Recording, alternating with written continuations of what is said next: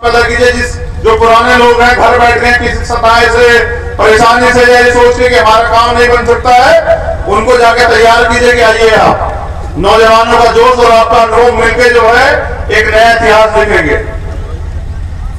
समझ रहे?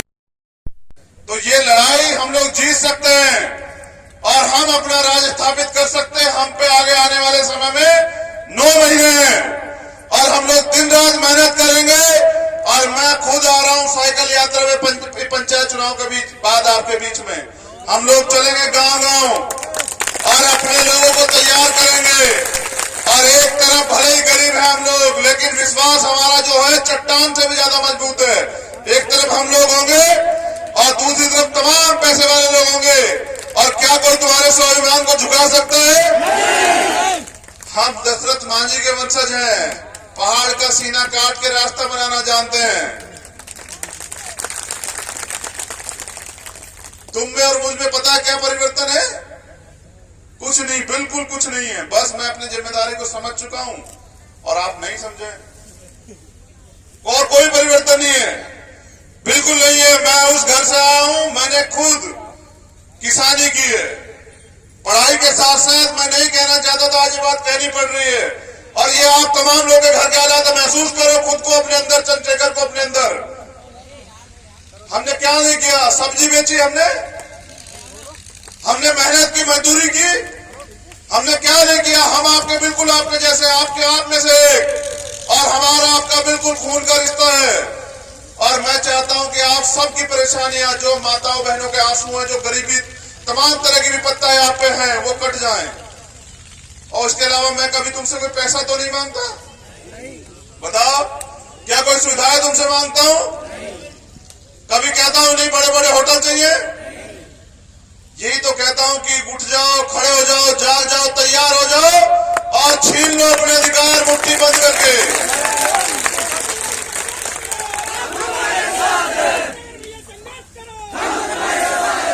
देखो, बिल्कुल नहीं पता था कितना प्यार मिलेगा, कभी विश्वास नहीं था। बस एक विश्वास था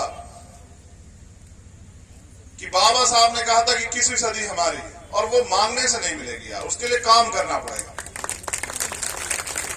और मुझे मेरे साथी पूछते थे कि भैया सोते किस टाइम हो? 8 समय से तो जैसे नींद में हो। और वो हंसेंगे मेरी बात पे कि मेरी बात यहां बता दी। मैंने उनसे कहा कि आती नहीं है नींद। जब आंख बंद करता हूं तो वो अत्याचार दिखता है जो हाथरस में होता है। जब आंख बंद करता हूं तो अपने लोगों को ऊना वाला अत्याचार दिखता है। जब आंख बंद करता हूं तो माताओं बहनों को देखता हूं।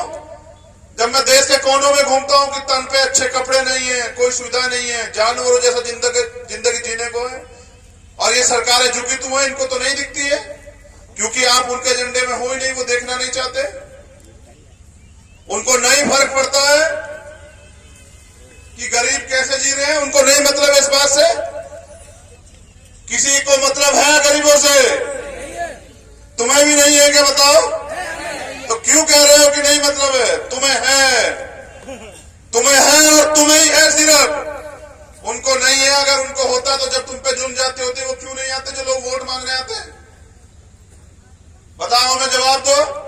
जो 5 साल में एक बार तुमसे वोट मांगने आता है, जब तुम पे जुर्म जाती होती है, जब आरक्षण खत्म होता है, जब तुम्हारे अधिकार खत्म होते हैं, जब SC ST पे हमला होता है, जब तमाम तरह से तुम्हें गुलाम बनाने की साजिशें हो रही है, तो वो इसी के कमरों में क्यों पड़े हैं?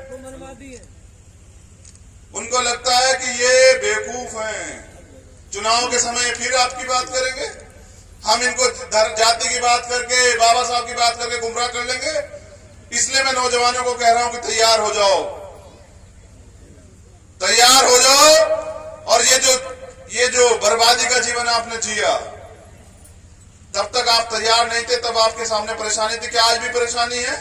नहीं। क्या आपको टिकट के लिए किसी को पैसे देने पड़ रहे हैं? नहीं। बताओ। नहीं। तो यहां तो आपका अपना दल है।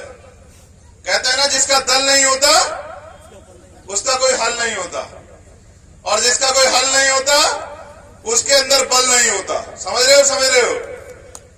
तो अब बताओ, क्या आगे आने वाले कल में मुझे एटा सबसे आगे देखने को मिलेगा नहीं मिलेगा? बताओ।